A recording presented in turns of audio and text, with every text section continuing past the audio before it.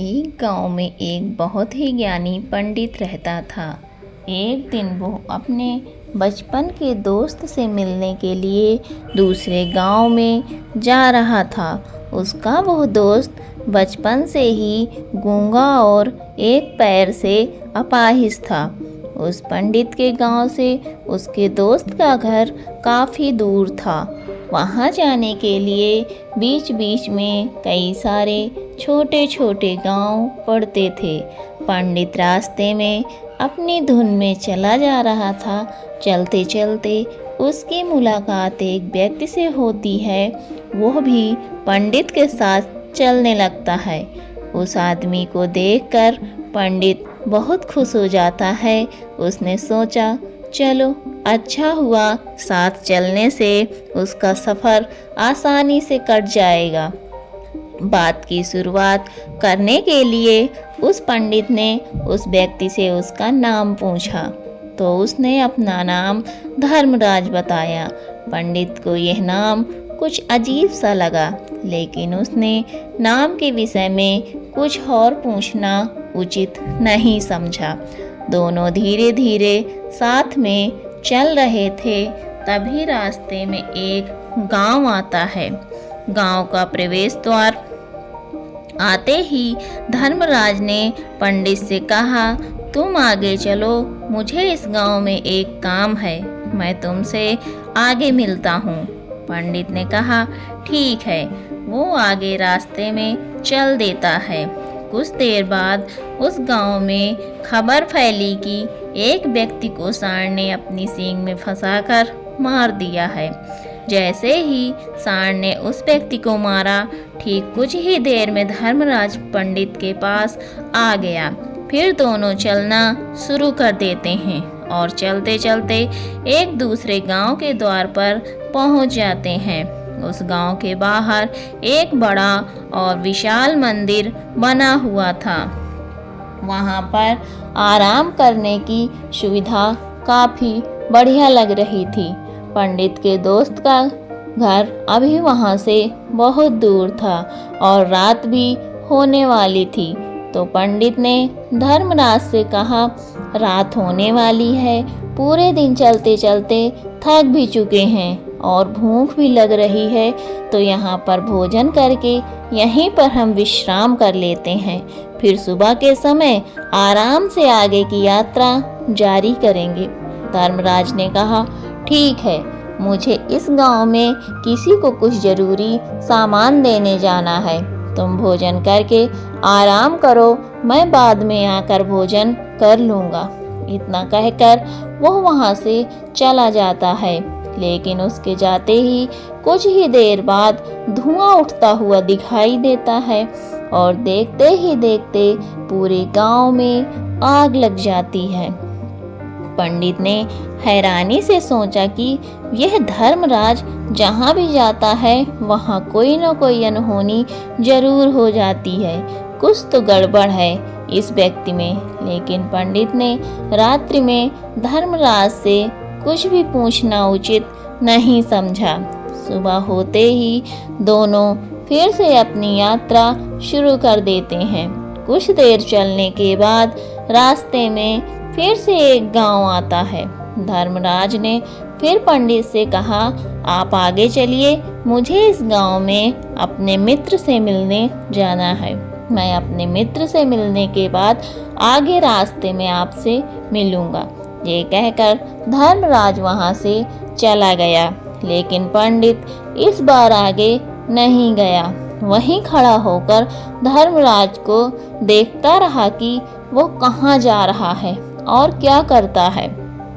तभी थोड़ी देर बाद लोगों की आवाज़ सुनाई देने लगी कि एक व्यक्ति को सांप ने काट लिया है और उसकी मृत्यु हो गई है। ठीक उसी समय धर्मराज फिर पंडित के पास पहुंच गया। लेकिन इस बार पंडित से रहा नहीं गया और उसने धर्मराज से पूछ ही लिया कि तुम जिस भी गांव में जाते हो वहाँ कोई न कोई अनहोनी जरूर हो जाती है। क्या तुम मुझे बता सकते हो ये ऐसा क्यों हो रहा है? धर्मराज ने कहा, पंडित जी, आप तो मुझे बहुत ज्ञानी मालूम पड़ते हैं, इसलिए मैं आपके साथ चलने लगा था, क्योंकि ज्ञानियों का साथ बहुत अच्छा होता है। परंतु आप अभी तक समझ नहीं पाए कि मैं कौन हूँ। पंडित ने कहा, मैं समझ गया हूँ, लेकिन मुझे कुछ संदेह है। अगर आप ही अपना उपयुक्त परिचय दे दें तो मेरे लिए आसानी होगी। तब धर्मराज ने जवाब दिया कि मैं यमदूत हूँ और यमराज की आज्ञा से उन लोगों के प्राण हरण करता हूँ जिनकी उम्र पूरी हो चुकी है। हालांकि पंडित को पहले से ही इस बात की आशंका थी, फिर भी धर्मराज के मुंह से ये बातें सुनकर वो घबरा गया। लेकिन वो हिम्मत करके पूछता है कि अगर तुम सच में यमदूत हो तो मुझे बताओ, अगली मृत्यु किसकी है? धर्मराज ने जवाब दिया, अगली मृत्यु तुम्हारे उसी मित्र की है जिससे तुम मिलने जा रहे हो, और उसकी मृत्यु का कारण भी तुम ही बनोगे। ये बात सुनकर पंडित सहम गया और सोच में पड़ गया कि अगर सच में ये धर्मराज यमदूत हुआ तो उसकी बात भी सच होगी और उसके मरने का कारण, उसकी मौत का कारण मैं बनूंगा। मेरे बचपन के सबसे अच्छे मित्र की मृत्यु हो जाएगी, तो सबसे पहले अच्छा यही होगा कि मैं अपने मित्र से मिलने ही ना जाऊं। कम से कम मैं उसकी मृत्यु का कारण तो नहीं बनूंगा। धर्मराज ने मुस्कुराते हुए कहा, तुम जो सोच रहे हो वो सब मुझे पता है, मगर तुम्हारे अपने मित्र से मिलने ना जाने से नियत नहीं बदल जाएगी। तुम्हारे मित्र की मृत्यु तो निश्चित है और वो अगले कुछ ही पलों में घटित होने वाली है। धर्मराज के मुंह से ऐसी बातें सुनकर पंडित को झटका लगा, क्योंकि धर्मराज ने पंडित के मन की बातें पढ़ ली थी, जो कि एक सामान्य व्यक्ति के लिए संभव नहीं थी। अब पंडित को विश्वास हो गया कि ये धर्मराज सचमुच में यमदूत ही है। जब पंडित को ये पूर्ण विश्वास हो गया कि धर्मराज यमदूत है तो घबरा गया। वो अपने मित्र की मृत्यु का कारण नहीं बनना चाहता था, इसलिए वो पलटकर अपने गांव की तरफ वापस जाने लगा। लेकिन जैसे ही पंडित वापस जाने के लिए मुड़ा, उसने देखा कि उसका मित्र तेजी से उसकी तरफ चला आ रहा है, जो कि पंडित को देखकर अत्यंत प्रसन्न दिखाई पड़ रहा है। अपने मित्र के आने की गति को देखकर पंडित को ऐसा लगा कि जैसे उसका मित्र काफी देर से उसका ही पीछा कर रहा है। लेकिन वो बचपन से ही गूंगा था और एक पैर से लंगड़ा भी था, इसलिए ना तो पंडित को आवाज देकर रोक पाया था और ना ही उस तक पहुंच पा रहा था। लेकिन जैसे ही वो पंडित के पास पहुंचा, अचानक ही जमीन पर गिर पड़ा और उसकी मृत्यु हो गई। पंडित हक्का बक्का होकर धर्मराज की ओर देखने लगा, जैसे कि वो पूछना चाह रहा हो कि आखिर क्या हुआ। धर्मराज पंडित के मन में उठ रहे प्रश्नों को समझ गया और बोला, तुम्हारे मित्र ने पिछले गांव में ही तुम्हें देख लिया था और मैं वहीं से तुम्हारा पीछा कर रहा था, लेकिन गूंगा और लंगड़ा होने की वजह से वो तुम तक नहीं पहुंच पाया। उसने अपनी पूरी ताकत लगाकर तुम तक पहुंचने का प्रयास किया, लेकिन बुढ़ापे में बचपन जैसी ताकत नहीं होती, इसलिए हार्ट अटैक होने के कारण उसकी मृत्यु हो गई। क्योंकि वो तुमसे मिलने के लिए अपनी सीमाओं को तोड़कर तुम्हारे पीछे भाग रहा था, इसलिए अपने मित्र की मृत्यु का कारण तुम ही हो और तुम ही कहलाओगे। अब पंडित को पूर्णतः यह विश्वास हो गया था कि धर्मराज एक यमदूत है और उसका कार्य जीवों के प्राण को हरना है। लेकिन पंडित एक ज्ञानी व्यक्ति था, वो ये भी जानता था कि मृत्यु पर किसी का वश नहीं है, सबको एक न एक दिन मरना ही है। यही सोचकर उसने अपने आप को संभाल लिया। लेकिन अचानक ही पंडित के मन में अपनी मृत्यु के बारे में जानने की इच्छा हुई, इसलिए उसने धर्मराज से पूछा कि जब मृत्यु मेरे दोस्त की होनी थी तो तुम शुरू से ही मेरे साथ क्यों चल रहे थे? यह प्रश्न सुनकर धर्मराज जोर से हंसा और बोला, मैं तो हर पल हर क्षण सभी के साथ चलता हूँ, किंतु लोग पहचान नहीं पाते, क्योंकि लोगों के पास अपनी समस्याओं के अलावा किसी और व्यक्ति, वस्तु या घटना के बारे में सोचने समझने या उसे देखने का समय ही नहीं होता है। पंडित ने कहा, तो क्या तुम ये बता सकते हो कि मेरी मृत्यु कब है, कहाँ है और कैसे होगी? धर्मराज ने कहा, हालांकि किसी भी सामान्य जीव के लिए अपनी मृत्यु के बारे में जानना ठीक नहीं है, क्योंकि कोई भी जीव हो वो अपनी मृत्यु के बारे में जानकर बहुत दुखी हो जाता है। हालांकि तुम ज्ञानी व्यक्ति मालूम पड़ते हो, तुमने जिस तरीके से अपने मित्र की मृत्यु को सहन कर लिया है, उसे देखकर लगता है कि तुम अपनी मृत्यु के बारे में जानकर भी दुखी नहीं होगे। तो तुम्हारी मृत्यु आज से ठीक 6 महीने बाद आज ही के दिन किसी दूसरे राज्य में फांसी लगने से होगी। और सबसे हैरानी की बात तो ये होगी कि तुम स्वयं ही खुशी से उस फांसी को स्वीकार कर लोगे। इतना कहकर धर्मराज वहां से चला गया, क्योंकि अब धर्मराज के पास पंडित के साथ रहने की कोई कारण ना था। इसके बाद पंडित ने अपने मित्र के शरीर का अंतिम संस्कार किया और यथाशक्ति उसका क्रियाकर्म करके अपने गांव वापस आ गया। लेकिन कोई व्यक्ति कितना भी ज्ञानी क्यों ना हो, अपनी मृत्यु के बारे में जानकर दुखी तो होता ही है और मृत्यु से बचने का कोई न कोई उपाय भी खोजता है। तो पंडित ने भी वही किया, क्योंकि पंडित विद्वान था, इसलिए उसकी पहचान उसके राज्य के राजा तक थी। पंडित ने सोचा कि राजा के पास तो कई सारे ज्ञानी मंत्री हैं, वो मेरी मृत्यु से संबंधित समस्या का कोई न कोई समाधान निकाल ही लेंगे। पंडित यही सब सोचता हुआ राजा के दरबार में पहुंच जाता है और राजा से सारी घटना के बारे में बताता है। राजा ने अपने मंत्रियों को सारी समस्या बताई और उनसे सलाह मांगी। अंत में सभी ने विचार विमर्श करके कहा, अगर पंडित की बात सही है तो उसकी मृत्यु भी 6 महीने बाद ही होगी, लेकिन मृत्यु तो तब होगी जब वो किसी दूसरे राज्य में जाएगा। यदि वो किसी दूसरे राज्य में जाए ही ना तो मृत्यु ही नहीं होगी। मंत्रियों की यह सलाह राजा को भी सही लगी। इसके बाद पंडित के रहने की सारी व्यवस्था महल में ही कर दी गई और राजा के आदेश के बिना उस पंडित से किसी को भी नहीं मिलने दिया जाता था। लेकिन पंडित कहीं भी आ जा सकता था, ताकि पंडित को ये न लगे कि वो राजा की कैद में है। परंतु पंडित डर के मारे स्वयं ही कहीं आता जाता नहीं था। धीरे धीरे महीने गुजर गए और पंडित की मृत्यु का समय नज़दीक आने लगा और अंततः वो दिन भी आ गया जिस दिन पंडित की मृत्यु होनी थी। तो जिस दिन पंडित की मृत्यु होनी थी उसकी एक रात पहले पंडित डर के मारे जल्दी ही सो गया, ताकि जल्दी से वो रात बीत जाए और अगला दिन आ जाए, ताकि मृत्यु टल सके। लेकिन पंडित को नींद में चलने की बीमारी थी और अपनी इस बीमारी के बारे में वो स्वयं ही नहीं जानता था। तो फिर राजा, मंत्री या किसी वैद्य को इसके बारे में बताने का कोई प्रश्न ही नहीं उठता। पंडित अपनी मृत्यु को लेकर बहुत चिंतित था। वो पिछले कई दिनों से ठीक से सो भी नहीं पा रहा था और नींद में चलने की बीमारी भी तभी होती है जब व्यक्ति ठीक से सो नहीं पा रहा होता है।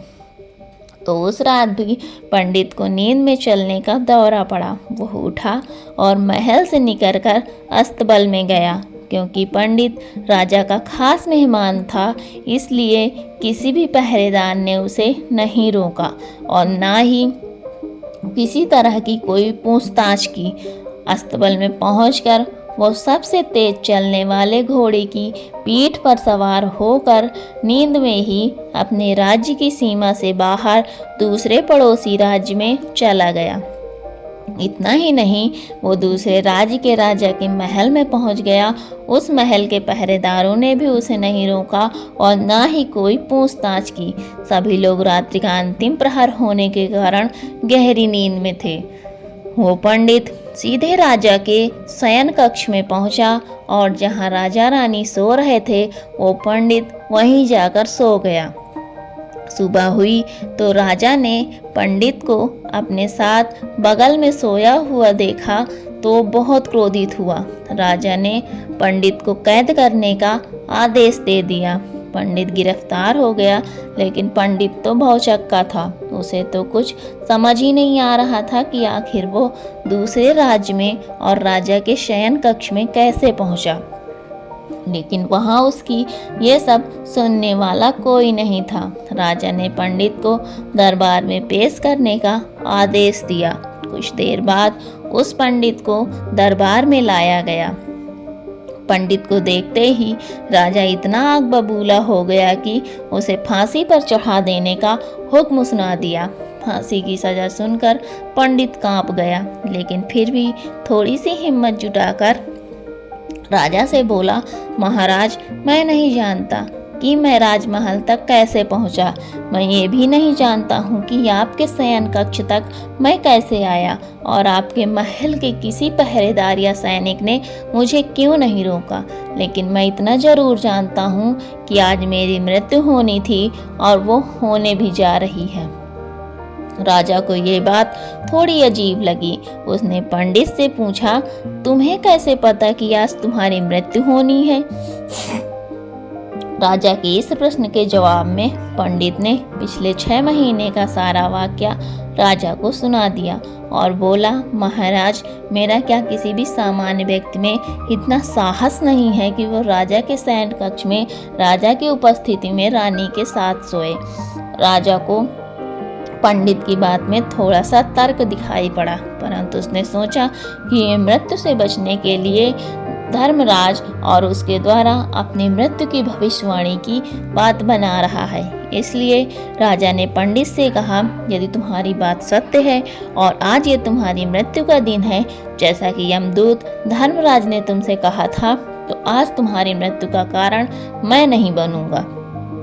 लेकिन यदि तुम्हारी बात झूठी निकली तो निश्चित ही आज तुम्हारी मृत्यु का दिन होगा, क्योंकि जिस राज्य से पंडित आया था उस राज्य का राजा इस राजा का मित्र था। इसलिए इस राजा ने तुरंत अपने कुछ सैनिकों को पड़ोसी राजा के पास भेजकर पंडित की बात की, सत्यता का प्रमाण मांगा।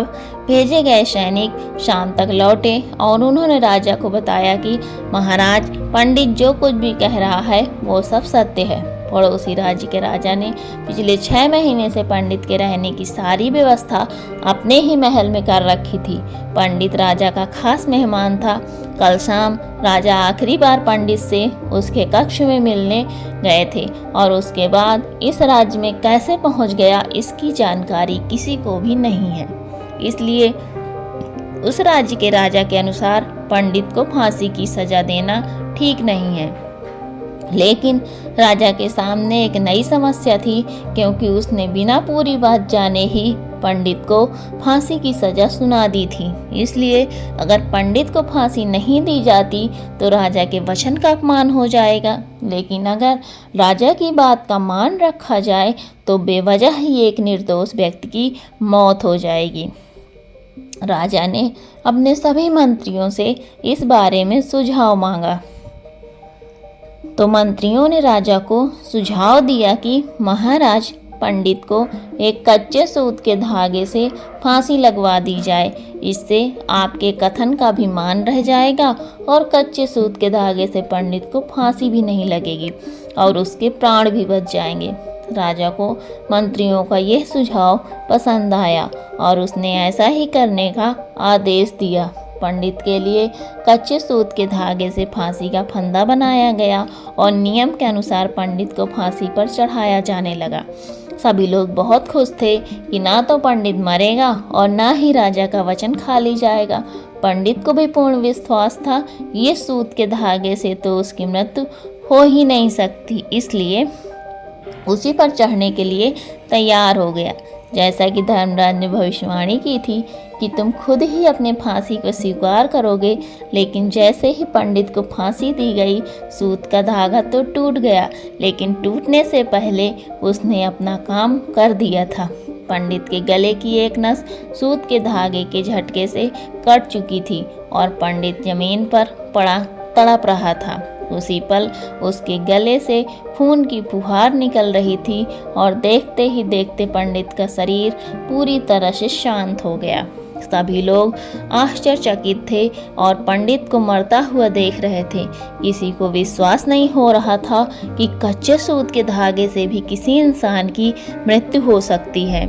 लेकिन घटना तो घट चुकी थी, नियति ने अपना काम कर दिया था और धर्मराज की भविष्यवाणी सच हो चुकी थी। श्रीमद् भगवद गीता में भगवान श्री कृष्ण ने कहा है, जो होना है वो होकर ही रहता है। हम चाहे कितनी भी सावधानी बरतें, कितनी ही उपाय कर लें, लेकिन घटना और घटना की पूरी प्रणाली पहले से ही तय होती है, जिसे हम थोड़ा सा भी इधर उधर नहीं कर सकते हैं। दोस्तों, शायद इसीलिए ईश्वर ने हमें भविष्य जानने की क्षमता नहीं दी है, ताकि हम अपने जीवन को ज़्यादा बेहतर तरीके से जी सकें। और यही बात उस पंडित पर भी लागू होती है। अगर पंडित ने धर्मराज से अपनी मृत्यु के बारे में ना पूछा होता तो 6 महीने तक राजा के महल में कैद रहकर डर डर के जीने की बजाय ज़्यादा बेहतर जीवन जीता। तो दोस्तों, उम्मीद करती हूँ कि आपको इस कहानी से एक अच्छी सीख मिली होगी। ये कहानी आपको कैसी लगी हमें ज़रूर बताइएगा और इस वीडियो को अपने दोस्तों के साथ शेयर ज़रूर करिएगा। तो मिलती हूँ आपसे अगली कहानी में। तब तक के लिए अपना ख्याल रखिए और हमें ज़्यादा से ज़्यादा सपोर्ट करिए। Thanks for watching. Keep loving and keep supporting.